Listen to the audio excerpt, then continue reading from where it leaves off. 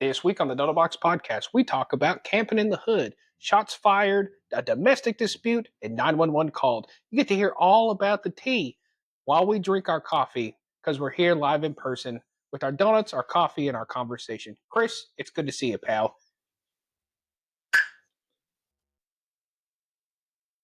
Well, man, it's a good week, and it's good to be here. Good to see you here in person. And we're taking a little break from playing the video games and doing our normal thing because, as you can see, we're live here in person. If I haven't alluded to that, or like 5 times already. But man, how you doing? It's been great. It's great to have you here, over here where we're at. We do the podcast live. We haven't done this since when? Like when we first ago. Yeah, first started. Yeah, first started. Was it when we were driving? We did a driving podcast at one point. If you haven't heard that one, you can hear the audio version over on Spotify, over on RSS, and Apple Podcasts as well. Various feeds. I also got Doughnuts. So there you go. We're covering up the brand because we ain't paying nobody. They ain't paying us, so we ain't gonna be doing all that. Does your life feel empty? Grab a donut. Anyways, continue. I'm sorry. So, man, we were talking about this just the other day, and this was actually a story that we haven't. Oh yeah, well, thank you. I'm going to do it old fashioned since we're doing an old fashioned segment talking about a story from our past here. But I wasn't prepared for the 1, 2, 3 on that one. Anyways, so we're talking this week about camping in the hood. So, Chris, if you want to go in a little bit about, I don't want to, talk illy about the neighborhood you grew up in. However, go in a little bit about where you grew up and kind of what it was like. So I grew up in Augusta, Georgia, unfortunately. Augusta? Yeah. So the neighborhood that we grew up in, it wasn't the worst, but I will say it was known for a lot of crime. Okay. If you know where Augusta is, I lived in South Augusta, right off of Peach Orchard Road. And so Micah lived in the other county, which was, I would say, the nicer county. Yeah, nicer of the two. Probably a 25-minute drive. And more than often, because of the church that we went to, because you lived maybe 5 minutes away from the church, I would go over to your house. So if we had like spend the night or hanging out, it would be over at your house. Yeah, right. And so for rare occasion, you decided to come over to my house. And I don't know why we had this idea, but camping has always been like a big thing in my family. And so we always had the camping stuff, the tents, all that. And we decided, what would be fun? How old were we when this happened? We were young because this was 4th grade. The second time. I went through 4th grade 2 times. But anyways, 4th grade the second time for me. So that would have made you 5th grade. That would have made you 5th grade. Yes, 5th grade. Yeah, that's right. That's right. So I just remember, I don't know if it was one of our schemes where it was like, hey, I don't think it was one of these schemes where we were like, hey, I want to go to Chris's house, spur of the moment, and made our parents deal with that. I don't think that's what it was, but we decided, okay, I came over there, and at first, I thought it was going to be in Chris's backyard. Like, I thought we were going to be camping in your backyard. And I remember you were like, no, we're going to set up in the front yard because my dogs got crap all in the backyard. Oh, yeah. Yeah, we had outside dogs. Our dogs were not allowed to come in the house. So they stayed outside, and that's where they do all their business. And, of course, we were like, well, they live out there, so we're not going to pick it up. And we had, like, probably, I'd say 3/4 of an acre. It wasn't a full acre, but 3/4 of an acre. Pretty big backyard. And then, of course, the front yard was fairly big, too. Yep. And so it was like no big deal. And I will say this, as kids, like, did I know that, okay, the neighborhood's not the best? Sure. But I really didn't think like, okay, it's going to be any problem. But now that we were an adult, it's like, man, maybe this wasn't great. But I remember setting this tent up and we set it up. And I remember your dad coming out there and him basically saying like, all right, I'm going to check on you at certain points of the night and just make sure you're okay. I was like, okay, cool. And I mean, everything was going pretty okay until night fell, I would say. Yep. And what was the first thing you remember happening? Well, let me go back. To have a tent on your front lawn, just imagine in a neighborhood. Could you imagine driving by and then you just see this random This tent tent, and then, on the front lawn. Like, I would have thought maybe a homeless person yeah, was they like probably camping just thought a out. homeless person was camping out on the lawn. So do I need to do the 1, 2, 3 move? Anyway, so we uh we would get out there, and the first thing that I remember hearing was, I think it was the domestic dispute. I think that Oh was the first thing that yeah. I heard. Yep. And so where I lived, I had heard stuff like this, but you also got to think, I wasn't also camping in the front yard either. This was like in the house, and so I remember at first it was like they were cussing each other out. They were cussing each other left and right, and I'm pretty sure somebody got smacked. I'm not really sure, but somebody got like hit, and it was like there was like crying going on. It was like, oh, okay, what's going on here? And then like maybe 5-10 minutes later, the part that was really confusing is there was a lot of laughter. It was like, oh hey, and it was like nothing was going on. They were just having a good old time at that point. You remember that? Yeah. To give you context, so not the house that was like directly across the street, but if you're looking, the one like to the left and one over, uh, somebody apparently did get killed in that house. Oh, very A nice. lady, I don't know if a lady killed her boyfriend, but her boyfriend did get killed in that house. So I remember it being like a whole thing of like, Was it around that time? uh, mm, it was, Or was it later on? No, it Oh. was actually earlier. I was probably like, I don't know, 3 or 4. And then later on, maybe like a year later, because where my house is, there's like these big woods that go to the middle school. Um, and I remember somebody got stabbed in the woods, which was crazy. So it was like, yeah, this ain't a good place to be. And by the way, my buddy Chris didn't tell me about the stabbing that happened where we used to walk to the middle school to play basketball. Until Yeah, I didn't tell about that. I just remember we were like walking back there one time. It's like, oh yeah, I'm pretty sure this is where somebody got stabbed. I was like, oh, okay, that's cool. And we just wouldn't play basketball. But anyways, so we were camping out there again, and I remember, so where Chris's neighborhood also was this when, because Cherry Tree Crossing was around the corner, right? Yeah. So Sorry, I don't remember. So that is the housing project too, and so we also heard some gunshots, and then shortly thereafter we heard several sirens, and so not really sure what went on there. But I just remember your dad supplied us with a baseball bat. I remember Oh he yeah. supplied us with a baseball bat. He's like, if anything starts poking around, like hit it with the baseball bat. And there was only at one point that heard something moving around outside, and I remember being like, okay, maybe I should grab this baseball bat. But I'm pretty sure it was just your dad because nothing really happened. I think he was probably just checking on us, make sure everything was good. Yeah, my dad also used to sleep with a crowbar underneath his bed, if you want to call it that. Yeah. Yeah. So we were plenty protected. Yeah. Right. Hold on. I gotta get mine now. So camping in the hood. That was great. I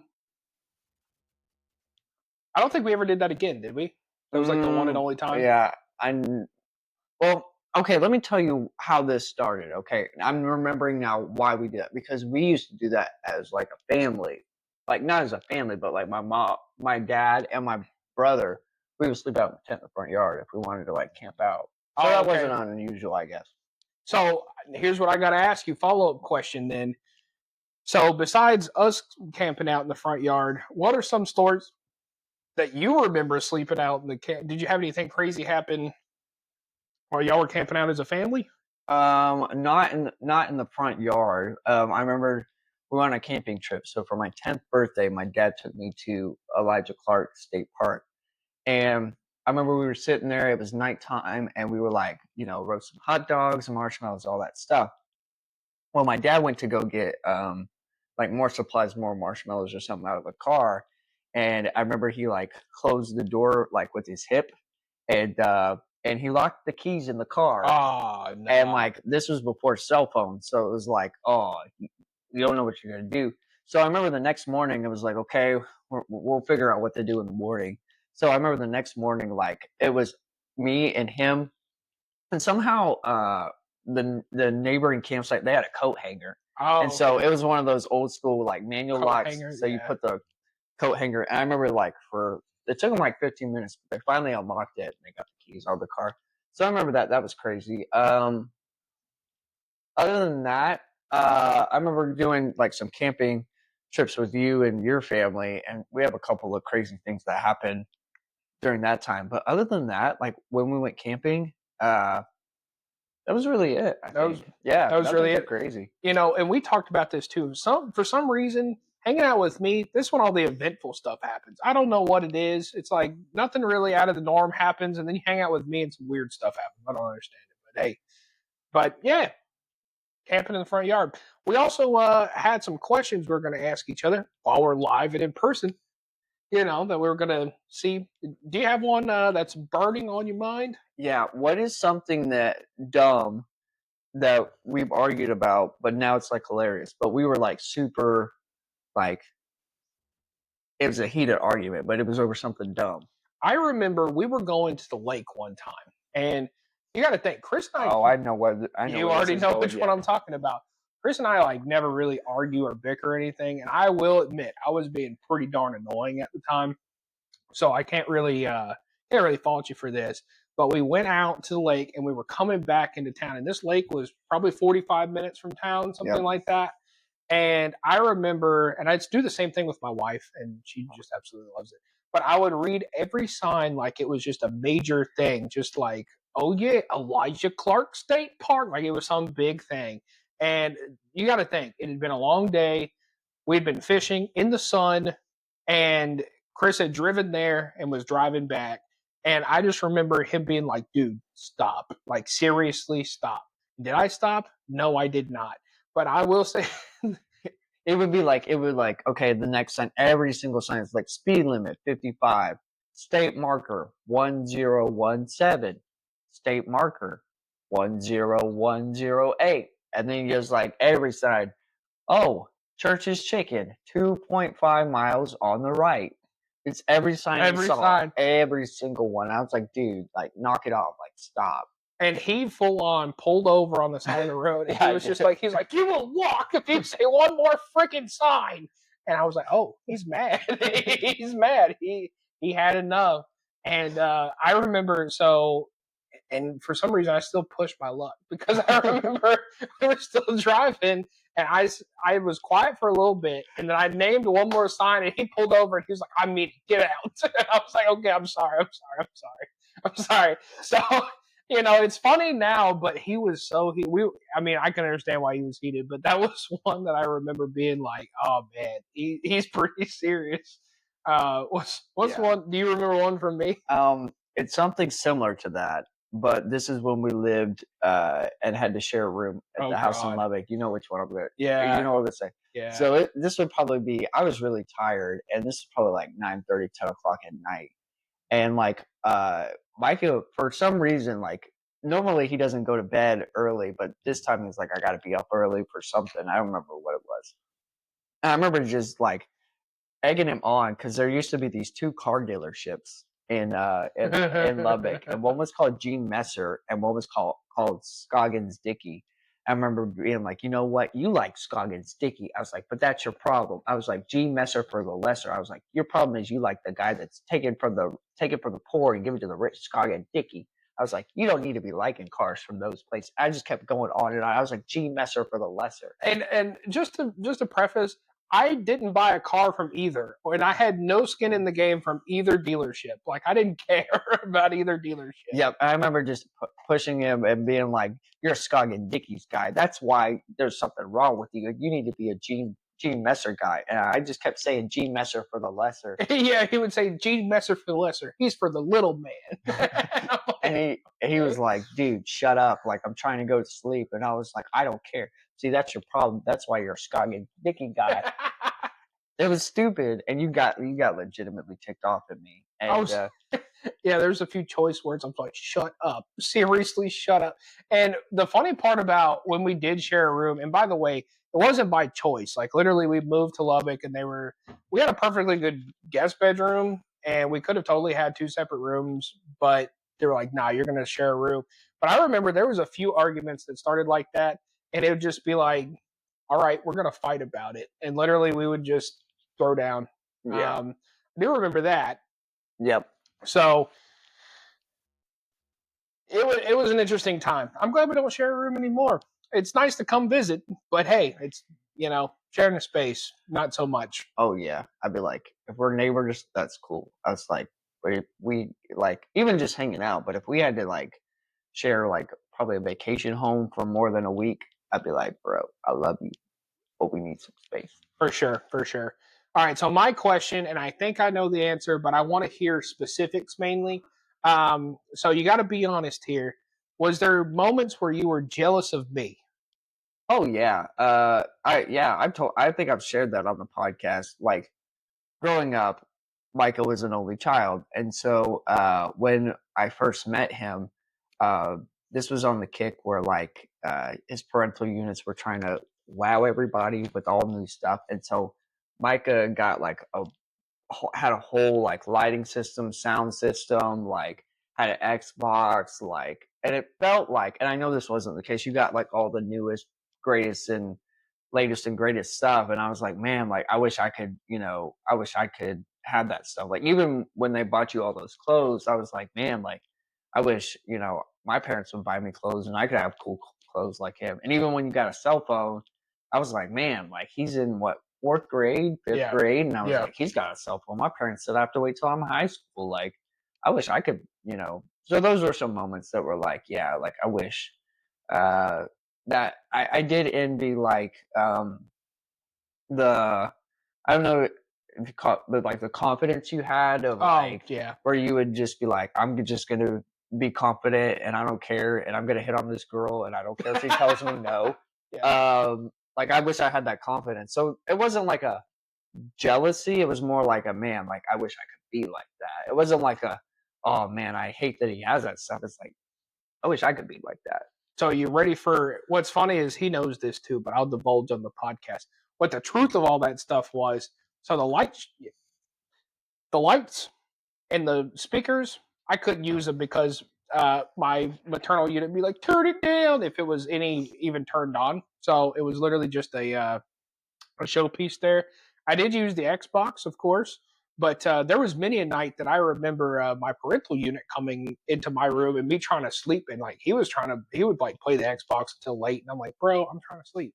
Um, and then there for a while, I actually got like kicked out of my room, and nobody knew that. I was like having to live in another room around the corner with all that stuff in there. It was interesting. Yeah, I didn't know that until probably like 5 years ago. Yeah, I didn't know that till like 5 years ago. That's crazy. yeah, and then like the clothes, I remember it was at the beginning of when we first moved to Georgia.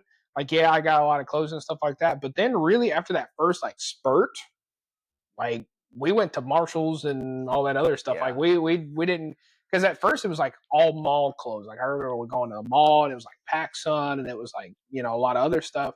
But that was real short lived. And then after that, it was like, nope, we're going to Marshalls and Ross, and you're getting. Which there's nothing wrong with the Marshalls and Ross, but at the same time, it wasn't as glitz and glam. It was just kind of funny because it was all facade, including the confidence. Like I did have confidence, don't get me wrong, but a lot of it was facade, which is kind of it's just it is what it is. But there was also some times that I was actually jealous of you. What? Yeah, I know. This is news to me. This So is news to you. I actually, so my folks never got me like a knife. I remember you got a knife real early on, and I was like, oh man. I also remember like you had your dad actually gave you a tent. oh yeah, Like yeah. we had a family tent, and I was like, man, I want I remember there was just different things where I was like, oh, it wasn't necessarily jealousy. It was just more like, man, I want to have that. And then of course, so and rightfully so, you worked hard for it and whatnot. But then when you got your car, I was like, oh Oh man. yeah, yeah. And again, I was a little younger, so he got his car first and everything like that. But just that freedom of being able to drive around and do Mhm. stuff. But you also saved up for your car, and so it was.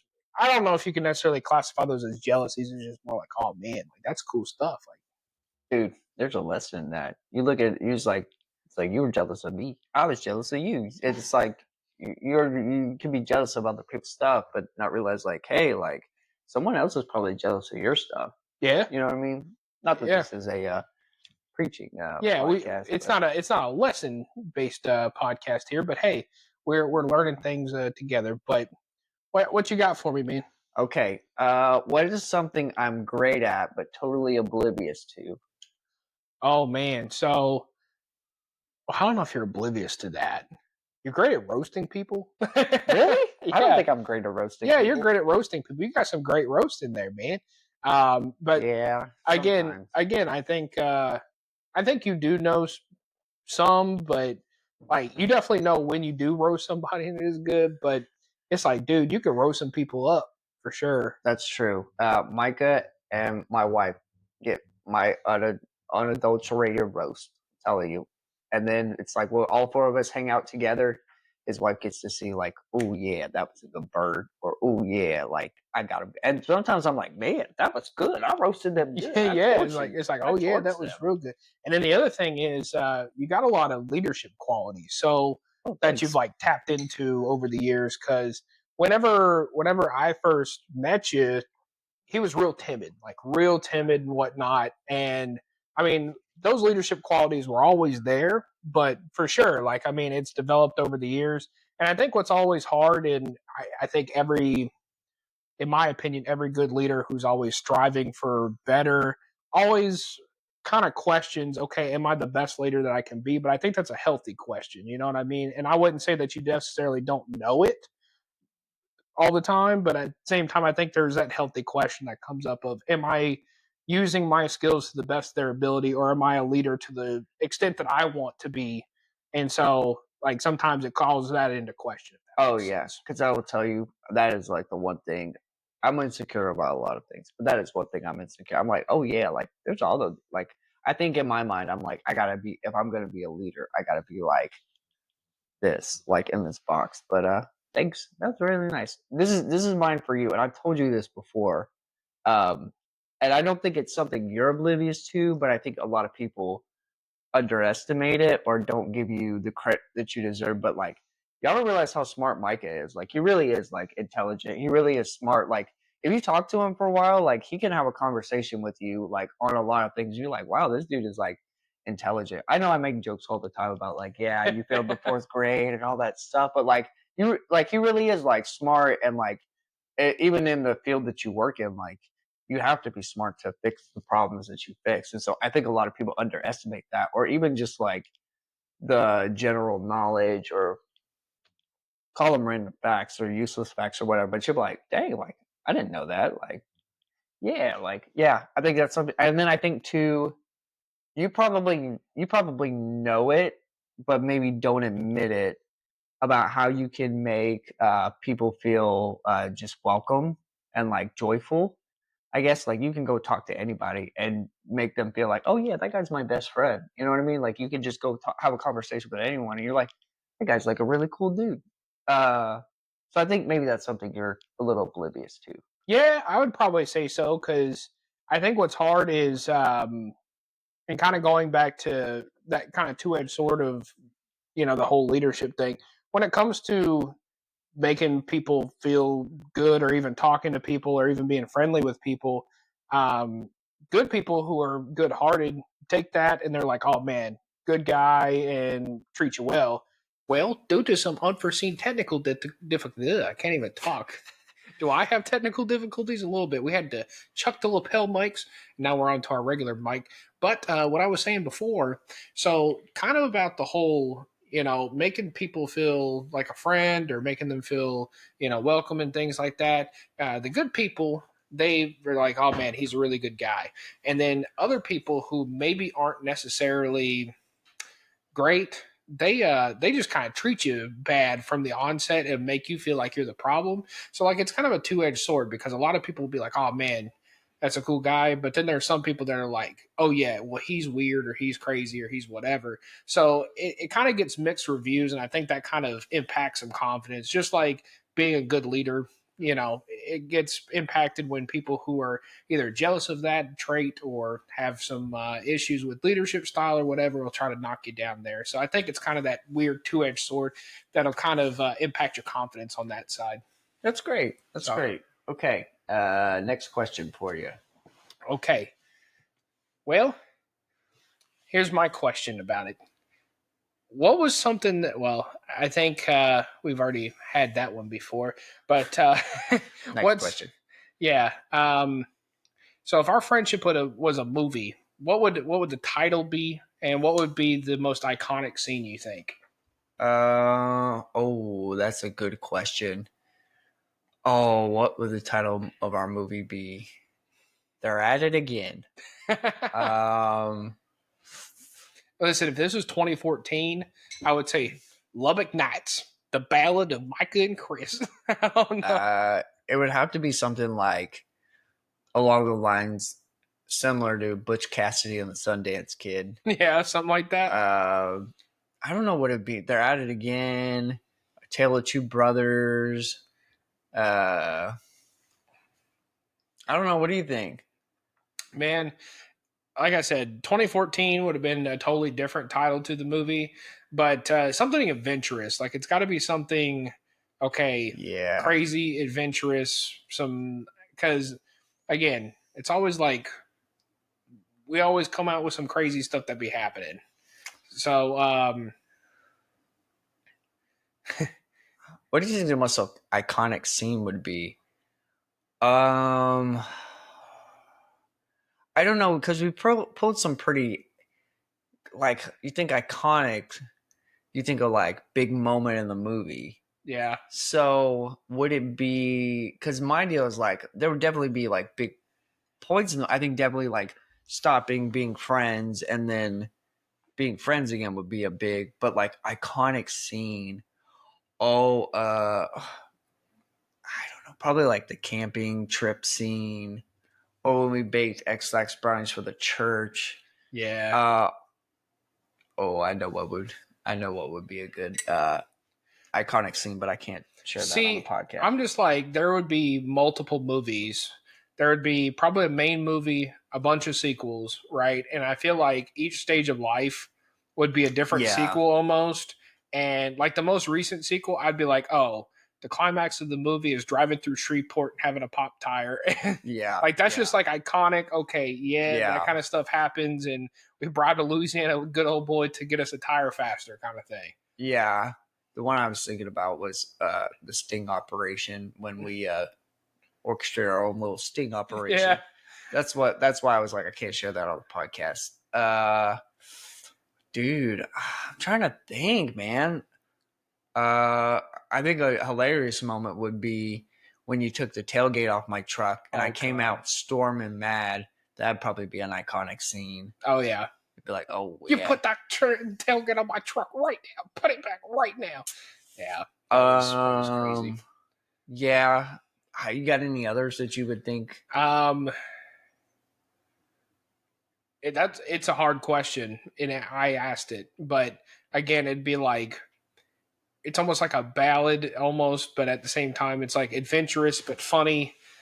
There's really not a lot of movies that are like our life. That's the That's thing. true. I mean, like a lot of you were saying this yesterday, where it was like we tell so many stories of stuff that actually happened to us that people are like, "Yeah, I don't believe that." It's like, did that really happen? And it's like, yeah, that actually happened. Seriously, it happened. It's Yeah, and going back to what you were saying about kind of my ability to be able to talk to a lot of people. I feel like that has to do with it yeah, is because I've had so many things happen to where you pick up little tidbits all along the way, and it just kind of it all plays into factor. I don't know. yeah. That's interesting. Okay, going off of that, what is something a random thing that you remember us doing that no one would believe that we did it? Oh man. So a lot of the time people don't believe that we went bull riding. I don't know Oh why. yeah, That's the one that people are like, no, y'all didn't do that. And I don't know if it's just because I know from your standpoint, it's because you're not a big guy. Like you're yeah, not a big yeah, guy, so everybody's like, no, there's no way that you did that because typically people think of bull riders as kind of bigger guy, and I'm a bigger guy. yeah. So, but I feel like a lot of people don't believe it because at least nowadays, we used to dress Western and stuff like that, but they're like y'all are country boys like that. Like I feel like Yeah. people don't feel that way, but no, it actually happened, and we had our little rodeo time there. Huh. I'm trying to think. I feel like when we pepper sprayed each other in the face, Yeah. that was Yeah. that was probably like, oh yeah, I don't believe they. Well, at the time, people would believe that we did that, but now when I share People that been like, story, people don't no, believe that. no. Um, something that's like, oh yeah, we did this for real, and it's like y'all maybe like in the future. So I don't know. So the one that here's some other ones that I don't think people would believe, and it's probably just because of who we are now that they'd be like, "Oh, I can't believe you would have done something like that." But when I tell people about doing our free fun when we would go Oh to yeah, like car dealerships, we'd go to. I remember the one we did with you. We went to this jewelry store. Was it Jared's? yeah, it was Jared's. And so, and this was in Lubbock, so this was a very believable story. And we went in there, and the guys was always, yeah, we're a bunch of oil field boys, and we just came in and we got a big check. And for him, it was like, yeah, he's wanting to get married to this very special gal. And so we went into the jewelry store, and we were like, yeah, show us the biggest and best diamonds you have. And so we had in fact, when they hear that, they bring the manager out. I remember like the manager Oh came out yeah. and they're like, oh yeah, like we'll show you. Like they gave us like a whole lesson on hand cut diamonds versus whatever and the clarity. They had us looking through the little monocle and everything. And the whole thing was you get them to go through this whole spiel with you. And then at the very end, when you start talking prices, be like, nah, I just didn't see anything that I like. Yep. And you walk. And oh, I became a commission based salesman after that, and I definitely got my experience of having that kind of stuff happen. But a lot of people are like, "Seriously, y'all did that?" It's like, "Oh yeah, we Oh yeah. we used to do that." That and then like the prank calls that we would do. Oh People were yeah, like, and then yeah. ordering the pizza for The next door neighbor and having yeah. them, and the next door neighbor be ticked off. I got one. Yeah, Us reenacting my uncle Steve's life. Uh yeah, yeah. with a dog and a teddy bear. Yeah. Um, so just to preface that a little bit, so we had a weekly church group that we would be a part of that was in this person's house. It was us and middle school guys. And I don't know why we took an interest in your Uncle Steve's life, but at this time he had just gone through this divorce and his ex-wife was like with somebody else at the time. Uh-huh. And so we had done this whole thing because there was always like this. We knew the bickering and infighting and stuff. So we would have like the dog, this guy's dog, who's like a little, what was it, little Shih Tzu or Yeah, something. yeah, And we would have the dog and a teddy bear would be like, okay, he's Uncle Steve. And this is the ex-wife, and this is the new lover. Like Yep. we were literally acted out, and I don't know what that group leader thought. They're just like, man, middle school. I mean, you've done groups of middle school boys as a pastor now, Yep. and I'm sure you've seen some weird stuff that's just like, what are y'all doing? Yep, exactly. It's like, man, I can't. What are y'all doing? How did this catch on? What was I gonna say? Yeah, I think sometimes I think as we get older, like I think people are gonna be like, yeah, I don't believe that y'all did that, or that's crazy that you did. Oh, this is one. And probably for future generation, when we snuck into the movie theater and we were like, went to go see a different movie than what we were supposed to go see. They were like, "How did you sneak into a movie theater? You can't do that now." Can you not do that now, or is it pretty policed? It's hard for you to do that because everyone has reserved seats. That's So true. if you're sitting in somebody's seat, like You just get booted out. you of the get seat. booted out of the seat. But I guess you could like go and then pick an empty seat and then Hop around, I hop guess. around, I guess. Well, okay. Um, so here's the question that I had. So, and I think we know this already. So you and I stranded on a desert island, plane crash or whatever. We're in a desert island. What roles would you take, and what do you think I'd be totally useless at? Like, what would be your roles? Be like, he'd be useless at this. What role would I naturally take? Probably, it definitely wouldn't be cooking. That's what I was gonna say. It's like, listen, yours. I'm not saying you're useless at it, but it's like I'll take care of the food. Don't worry. I think it would we be can like get the. finding supplies, maybe. I don't know. I think I would be useless at like building a raft. Like I can see the raft, but for me to build it, it's hard for me to execute on it. Um, oh, I probably would be maybe like the positive, like I think we both would be the positive, like encourager, like, hey, like don't go crazy, bro, or like talking each other down from the proverbial ledge. yeah. What would you be useless at? I'm kind of like if there were snakes, if we were stranded Oh with yeah. snakes, If it was Snake Island, oh man, we got we'd problems. been done. I'd have to get used to it, but Yeah. I think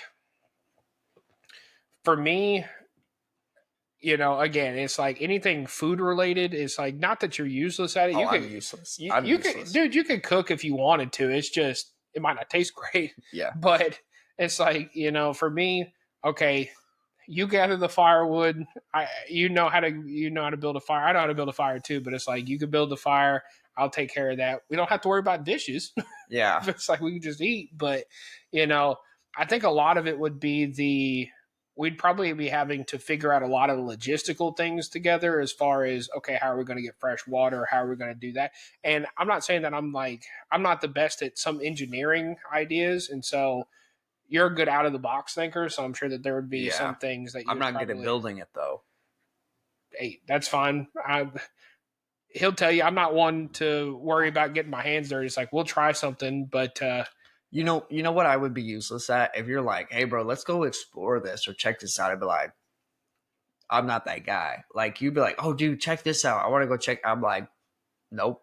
I'm cool. You just want to stay right there. Yep. Yeah, I get you. Unless we're running low on supplies, and it's like, oh man, we got to go around and figure some stuff out. But funny story. I got one side story about this. So I'm sure we've all read Lord of the Flies, right? We've read this one. So this was my 9th grade, and I was in AP English.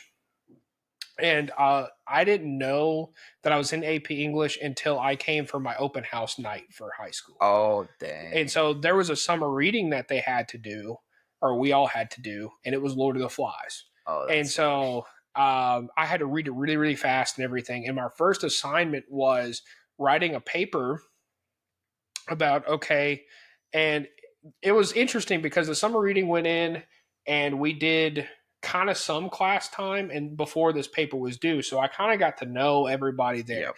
And very quickly I realized I was not a part of that AP crowd. And so the paper was, okay, you're crashed on a desert island with these classmates.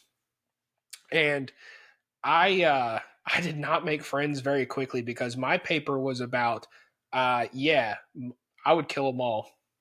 It's like they're all going to be liabilities. They're all going to start turning on me at a certain point. You could clearly see that from the book. So what I'm going to do is I'm going to go to the woods. I'm going to go commando, and I'm going to have to just whack them all. And I remember the teacher. I guess she wanted to make an example of me or something. Brought me to the front. Was like, "What's your paper about?" And I had to say it in front of the entire class. Of like, "Yeah, I'd kill y'all all." And they were all like, they were just seething mad because basically all their papers, I remember all their papers was like, well, we would work together and da-da-da. And I was like, did you read the book? Yeah. It's like, did y'all read the book? It's like a bunch of kids on an island. It's going to be survival of the fittest. And I got to take all y'all out. I literally said this today. I was like, when you leave kids alone, no supervision at all. Like within 2 minutes, they're already going to like their primal animal instincts. It's like, yeah, no. Yeah, and knowing how those AP kids were, it's like I was going to be the one cleaved from the herd. I could already tell you that. So it's like, I'm going to have to fend for myself. I already knew that from the beginning. But anyways. That's great. All right. You're writing a book all about me. What's the title? And what chapter would make people gasp? Christopher, the life of him. I don't know. Somehow I managed. And I think... Do you need some more coffee? Yes. Okay. Show them the coffee. This is one brand we will show on the podcast. Isn't this great coffee, Chris? Brought to you by Milo's Sweet Tea. If you like some good Southern coffee. But I think a shocking chapter, or a chapter that would make people gasp, is That's kind of a hard one. Um, I would think it's the relationship with your ex-wife. Yeah. Like that whole chapter of your life, I think there would be a lot of people that'd be like, and it'd be gasp of, and granted, we've all gone through this, but it's that gasp of like, bro, why are you going through this? And like the twists and turns of like, oh crap, she did what now? She did this, she did that, and like, and I think me personally, that's what I think. Yeah, when I tell people that I was married previously before, a lot of them were shocked because they're like, "What?" And then I tell them they were like, "I didn't know." Um, so yeah, I think maybe the character development, all that. Let me see. Uh, I would the title of your book would be uh, "Leave Me the Heck Alone." No, I'm just kidding. That's the chapter I'm in right now. Yeah, that's a chapter. That's the title of a chapter. Man, I would be Micah, the story of a madman. I don't know. oh, it'd be like Micah soaring to greatness. Something with planes. I don't know. The chapter of your oh, dude, I can't say it on the podcast. Just because I know it's a traumatic event for you. Oh God. Or traumatic couple of events. I can't say those, but I think probably what maybe would shock a lot of people or make them gasp is at the beginning of the book, you're like all like in the limelight, love people, extroverted, and then like in the chapter right now, you're like, leave me the heck alone. And it's like it's a hard flip. It's like what happened? Like why does he not want to talk to people anymore? Like why is he like it's not that Micah hates people, okay? It's just like, hey, like I'm cool just chilling, being by myself. Before Mike would be like, nah, I need to go out, like I need to be around people, like all that stuff. So I think that might make people a little shocked. I think also too, maybe just the journey, like at the beginning, the struggle and coming like getting on the other side of that, being like, yeah, oh wow, like all this stuff is happening to him. I can't believe it. And that's like he's not a bad person, but he's still like good hearted and he's successful and all that stuff. So I think it's probably just like the book as a whole. Listen, a lot of stuff I done went through would have broke some folk for sure. Yeah, but no, that's pretty good. We'll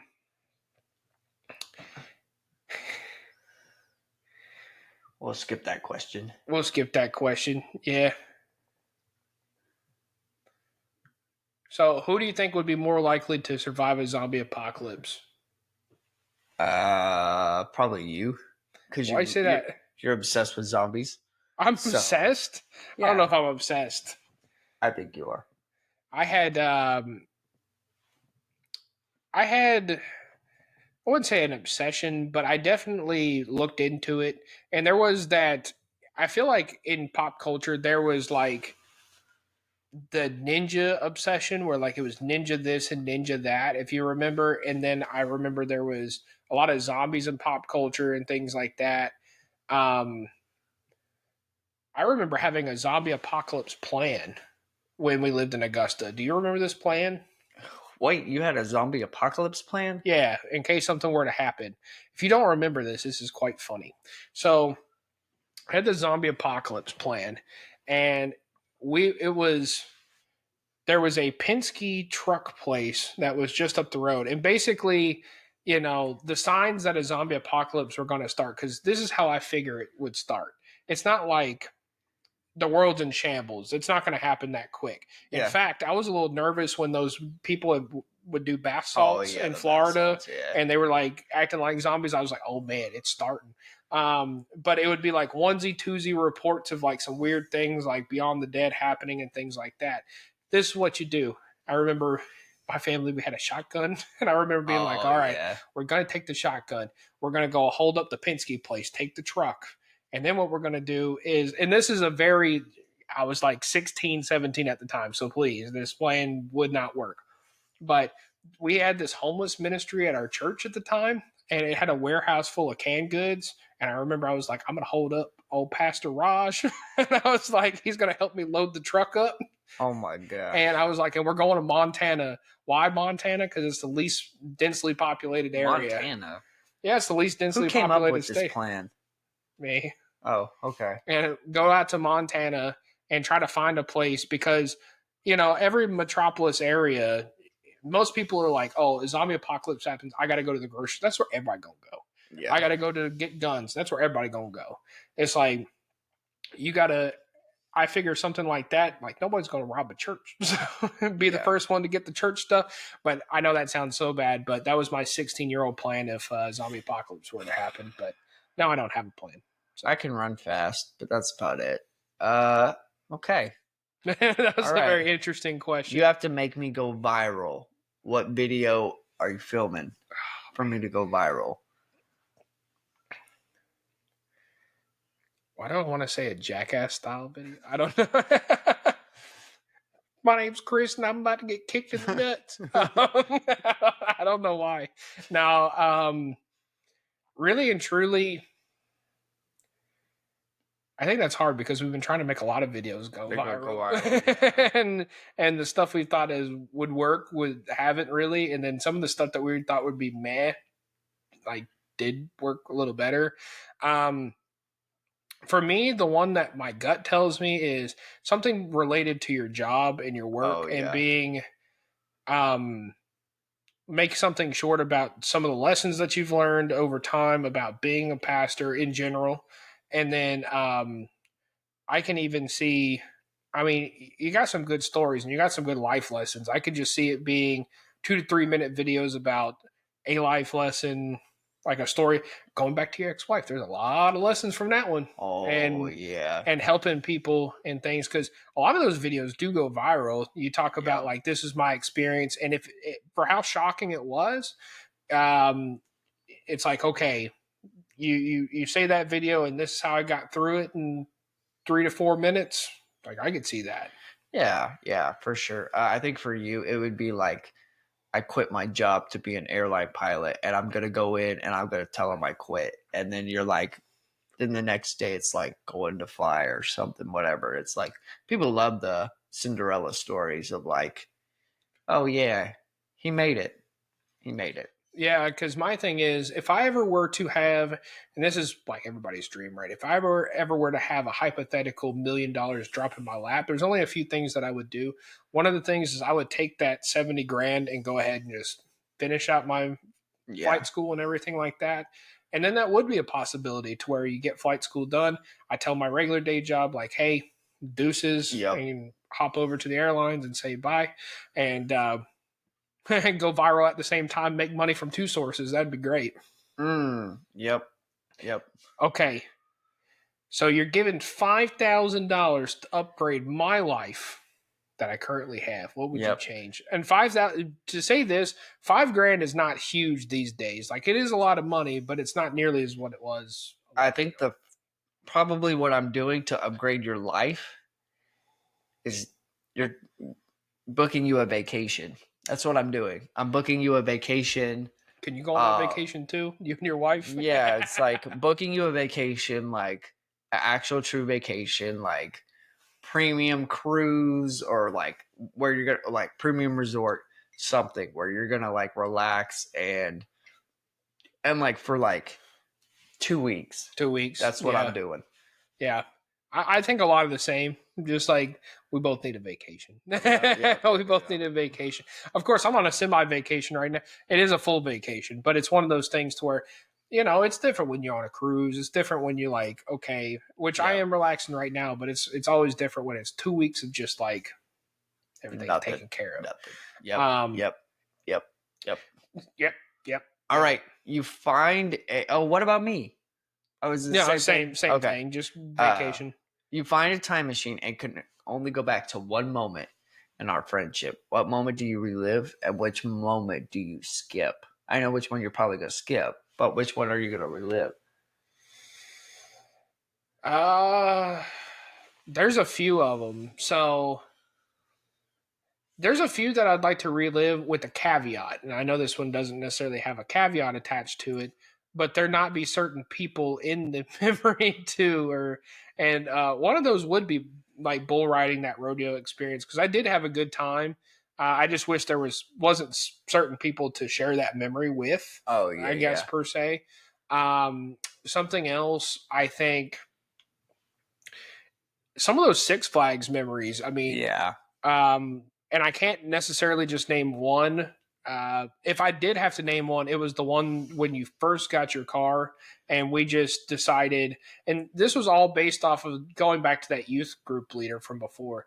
He was talking about, and I didn't understand him at the time because we were talking and we were saying, "Oh, well, now that you're an adult, you can just go to Six Flags anytime." And he's like, "No, not with job and responsibility." Nope. And he's like, "But I do miss when me and a buddy of mine just said, let's go to Six Flags for the day and we could just do it." And I remember he got his card and it's just like, wait, we're living in those days. We could just say, hey, let's go to Six Flags and do it. And we did. And we did Yep. for the day. And so I think, having that spontaneous trip, I'll go back to that because that was a fun experience. That's great. Yeah. I would probably say the same. And then Skip definitely. Oh, yeah, I did say Skip. When we stopped being friends or stopped talking, I think I'd probably skip. I'd probably skip that day that I just got mad at you and was like, your girlfriend's always blabbing. Da, da, da, da, Oh, yeah. I'd probably skip that. Yeah. I think I'm trying to think of one that I would skip. There's not a lot besides during those times that I would skip. I think I would skip a lot of those days that there. What's hard is I hate saying this. Some of those days that we did share a room together because it was tough. Like Yeah. especially when we had varying schedules. It was like the AC wasn't that great in that room, so it was like hot. And I remember like we'd both fart. It would like smell bad, and it was like some of those times, but at the same time, it's like bittersweet. Like I do remember having good time and being like, okay, because we were able to like play the Xbox and like have a good time. But yeah, so there was some good stuff there, but it's like I don't know. That time was also pretty not great. tense time. Yeah. Yeah. So Yeah. All right. So describe me using 3 emojis. Airplane. Okay. Probably the laughing face, the laughing emoji with like the crying. Yeah. And then I would probably put, what's the third one? I guess a little pilot. Oh, guy, the little pilot guy. emoji. There's a theme here, ladies and gentlemen. There's a theme. Really easy. So mine would be the praying hands, yeah, or even the hallelujah hands. Oh, yeah. And then I could also see the laughing, crying face too. Yep. And that'd probably be my 3. What are your top like 3 emoji or top 3 or 4 emojis that you do use? Probably laughing face. I do the shocked face sometimes. Oh yeah. To be real, I don't use emojis a ton. And then sometimes if it's just something that I don't have a necessary response to, but I'm happy about, I'll do like the hands clapping, clapping hands. Okay. Mine are the laughing face, the fire. Oh yeah. The 100. And then a lot of time the face palm. Oh yeah, I use that one too. I'll tell you at work, the one that I use a lot is thumbs up. I hate that. To me, that feels passive aggressive to me. It does me too, but at the same time, everybody at my work, that's just the general thing to just use. Because a lot of times, I don't know how to describe it. You'll send, like, I wouldn't say an order, or you'll say, hey, this is what I need to have done. And it's just like. If I do fire, like I put the fire, I'll be like, that's dope. Or if I put the 100, I'll be like, you're 100%. I agree with you. 100, keep it 1. That's what I use it for. Yeah. Those are my top 3. Let's see. I'm not going to do that one. Okay. Be honest. What's my worst habit that I do when we hang out? The worst one. Man, I don't know. To me, this one's only minor, but I don't necessarily think that this is actually. I'm just grumpy in the morning. Like sometimes you be repetitious in the morning, but that's okay. Like define repetitious. Like say we'll have a joke from the previous day. Like sometimes you'll say the joke a few times, and I'm like, I'm too tired for this issue. Oh yeah, that is true. I will admit that. I've always been that way though. But at the same time, I've always been that way in our friendship. That's pretty true. Yeah, you'd be like, I'd be like, I'm too tired for this ish right now. But like, give me some time to warm up, and I don't care. Like, I'll make the joke with you or whatnot. But like, right when I first wake up, it's just like, okay. Yeah. But bad. no, you're good. But like, it's one of those to where I wouldn't even necessarily call it a pet peeve or like a worst habit. It's more like it's not something that is so bad to where I'll say something to you about it. If I actually was upset about it, because I don't think I've ever like said anything about it. I don't think I've been like, dude, shut up. And if I have, then I have. But oh man, this one, it's not a bad habit. It's just a habit I notice. yeah, what's a tick? Like when we get in the South, your Southern accent comes out really hard. Bad, yeah. Or if you are talking about the South, your accent comes out really heavy.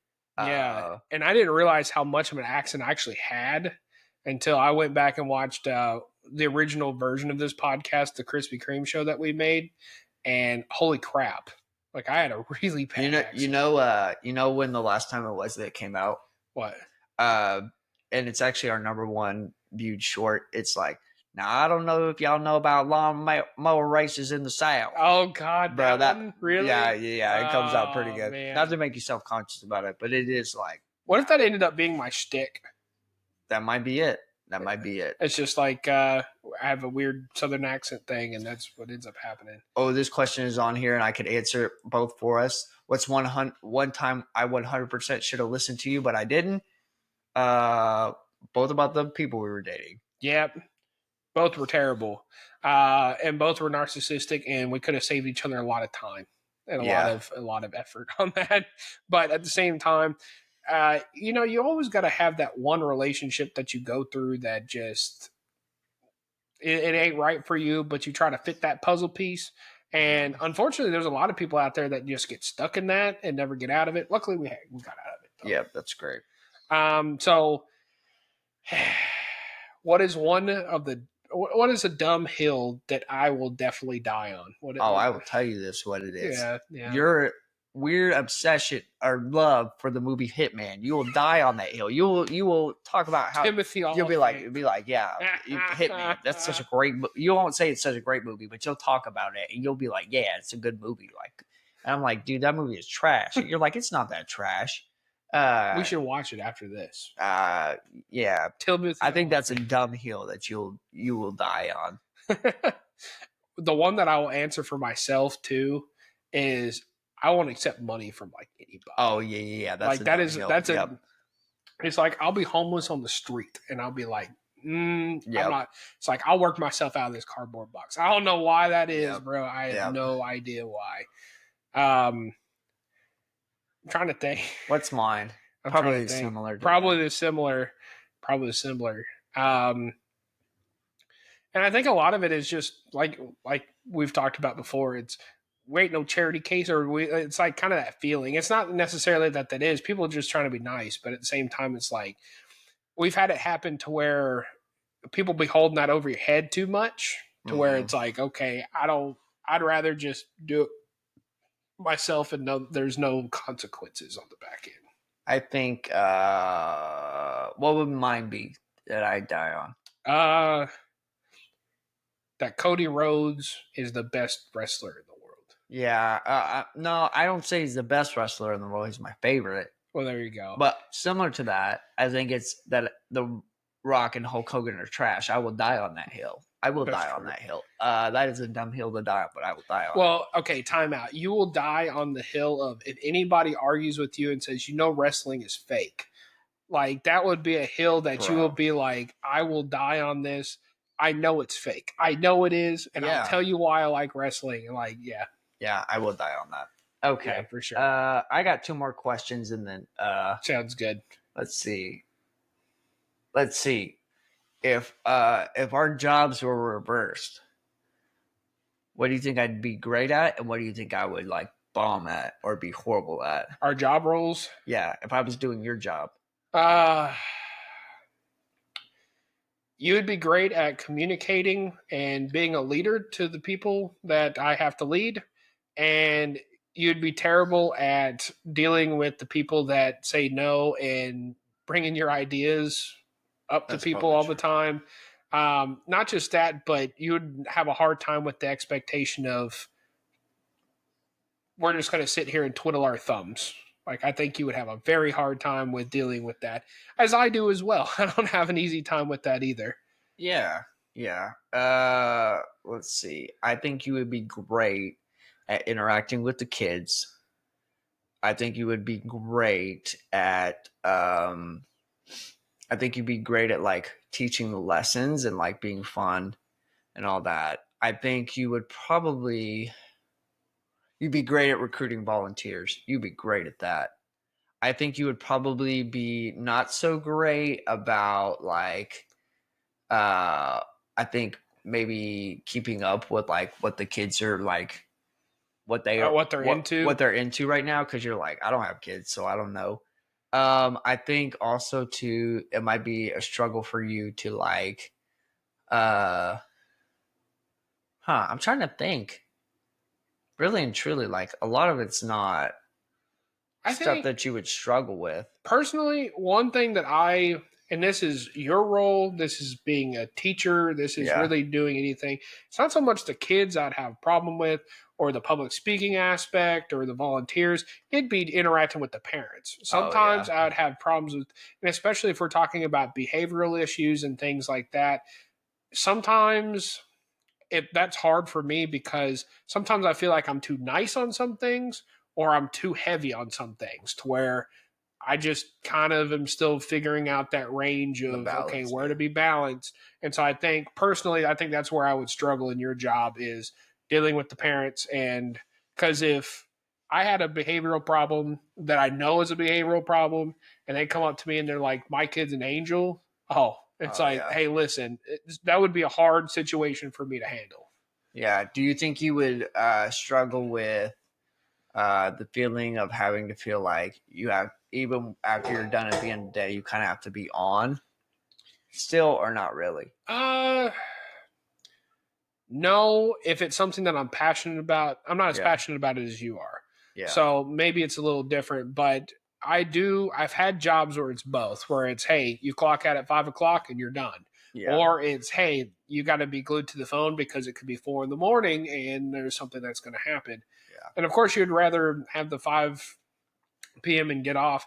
But at the same time, I think yours is a little bit different because, yes, the ministry does extend until sometimes 8, 9, 10 o'clock, depending on what activities are going on at the church. Yeah. But generally, like overnight stuff, you're not having to deal Yeah. with overnight stuff. So I don't think it would be terrible. But being on my off days and being texted and being like, hey, I'd be like, it would be annoying. It would be. Yeah. Yeah. Cool though. So, um, what do you think 10-year-old us would think of us now? I think they'd be like, "Wow, you guys got old and boring." No, I'm just kidding. I think they would be like, wow, like y'all are you're doing it, but it's not what I expected." But I think it'd be like also too. It's like, oh yeah, like where we're living, they'd kind of be surprised. I think they would be thrilled that we have a podcast. That would be great. I think they would be thrilled that we got married That's what I was going to say. to our wives. I Yeah. think they'd be thrilled to know that we're still friends. Yeah, right. What do you think they'd not be thrilled about? For me personally, I wouldn't think it's not thrilled, but I'd be pretty disappointed and be like, wait, you're not a pilot right now? Like, you're not a Yeah, pilot at this point. And that's not a bad thing, but I think if I were to explain to them the circumstance and how I got here, he'd be like, oh, well, you kind of don't have a choice. I get it. But that's kind of for me of just, and I think it's because all through my childhood and even teenage years, I thought that's where I was going to be at this point, right? Like I thought, okay, this is what's going to happen. But life takes its course. And for me, I'm going to get there. That's still the dream. That's still the goal. But at the same time, it's all God's timeline. Yeah. So Do you think that 10-year-old us would be disappointed that we don't live closer to each other? probably, Yeah. probably. And I think what's hard is thinking about 10-year-old me when I talked about, explaining some of these things to myself. I didn't have you don't have a firm grasp on reality. And like, Yeah. basically it's like, oh, well, y'all could just live together, close together, make it happen. Just make it happen. And it's Yeah. like, no, it's not that easy. It's not that easy. And with jobs and everything like that, it's like some would be understandable to 10-year-old us, but a lot of it would be like, why don't you just make it happen? That was my mind, my farcical mind. Just make it happen. Yeah. That's great. That's great. In my last question, even though we both have changed over the years, what do you think is something that is still the same about us Um, or about like yourself? about me, there's I still think that I have a very similar sense of humor that I always have had. Now, of course, I let that out a lot more with you, and I've learned the very valuable lesson of time and place because Yeah. I used to run my mouth in front of anybody and everybody and wonder why people would get mad. Um, but I feel like my sense of humor and yeah, I think that's probably the biggest one is my sense of humor. And I'd also say, you know, even though I don't get out as much, I still have a good sense of adventure of like, okay, when I do want to do something, it's very, I wouldn't say elaborate, but it's okay, we're going to do this, this, and this, and this. And if it doesn't work out, let's see where it leads. And like, that's okay. Yeah.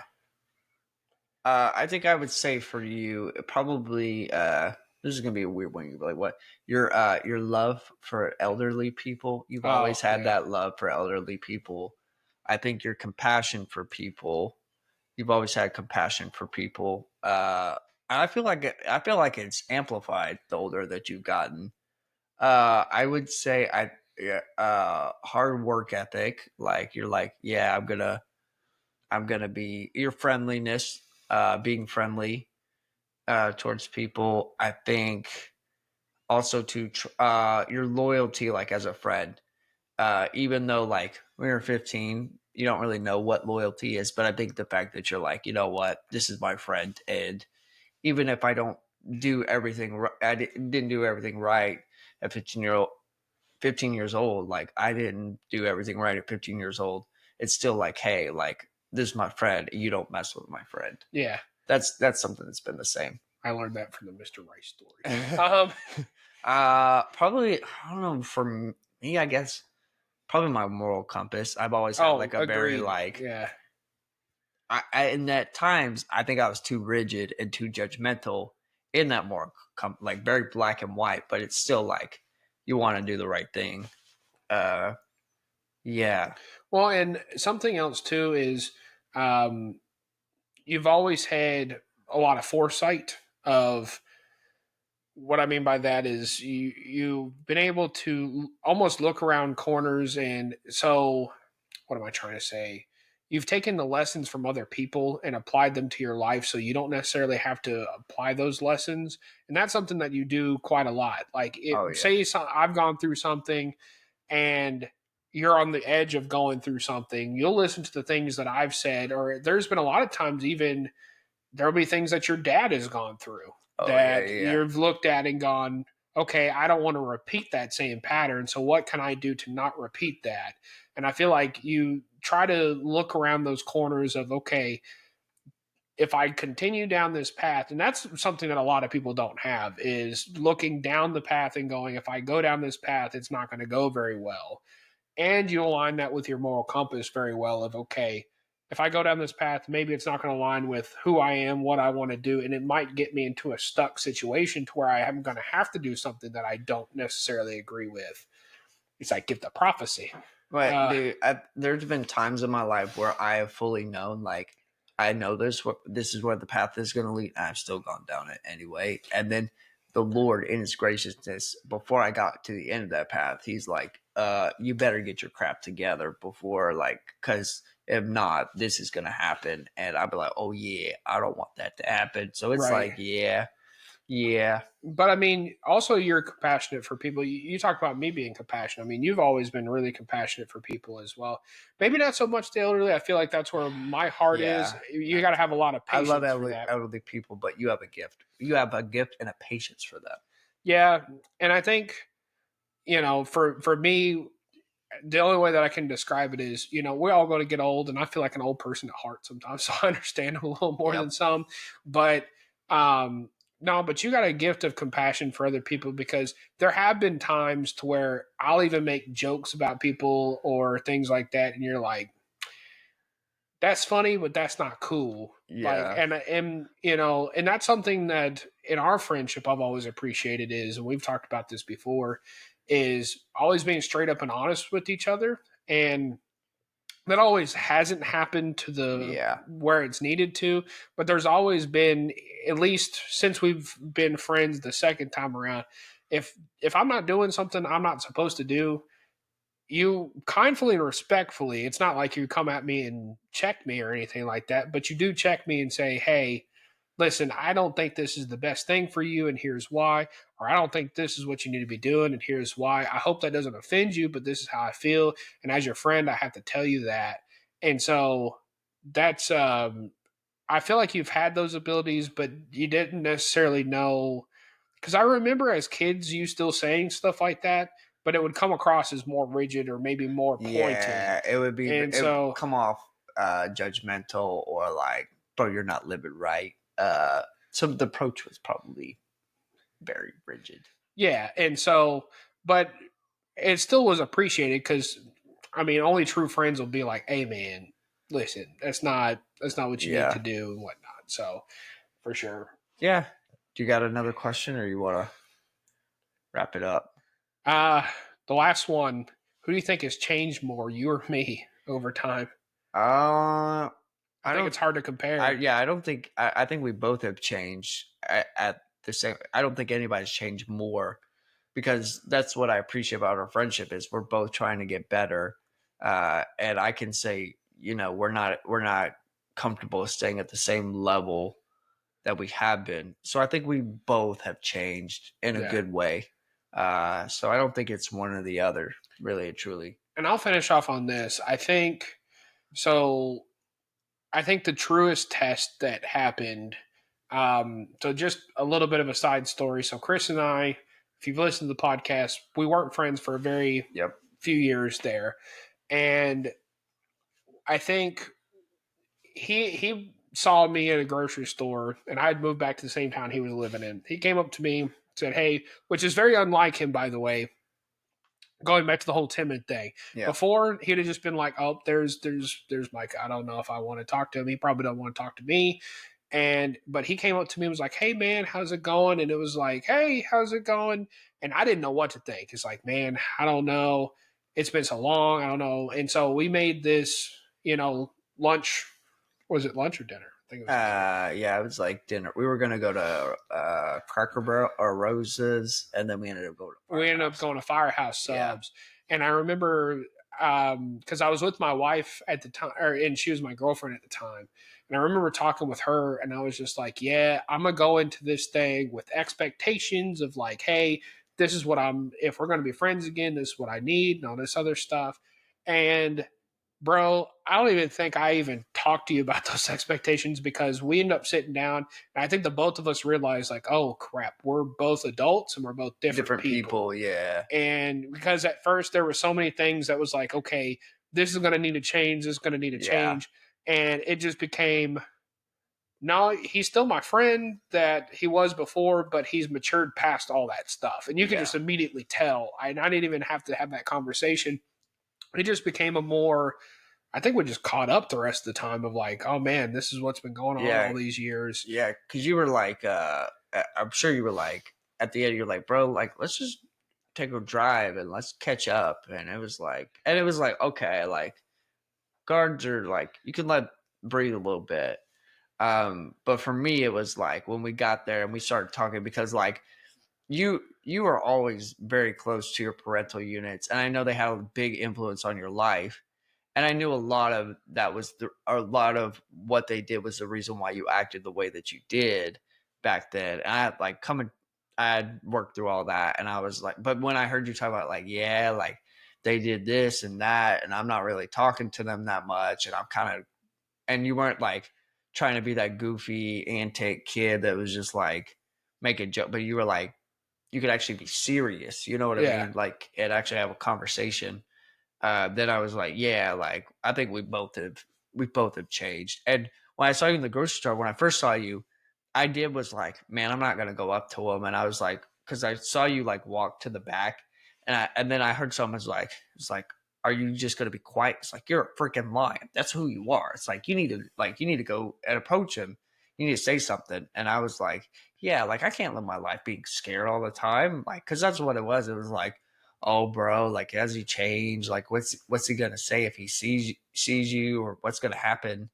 And I was like, bro, I can't live my life scared no more, like I need to be a freaking lion. And that's what happened. Yeah, man. And if that wouldn't have happened, we wouldn't have the podcast. We wouldn't be doing what we're doing today. And we wouldn't be sitting in your living room talking. So, Drinking our drinking our coffee. coffee.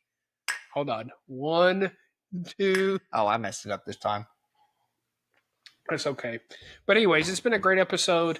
We really enjoyed it, despite the technical difficulty there in the middle. But we hope that you enjoyed it, especially us being live and in person.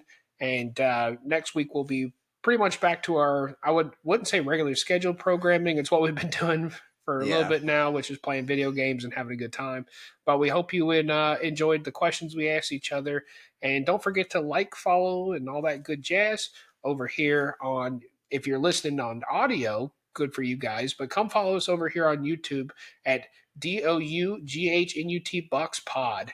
And we'd really appreciate that and the views. So I think we can go ahead and have the Starship sign us on out. I'm Micah. And I'm Chris. And this has been the Donut Box Podcast.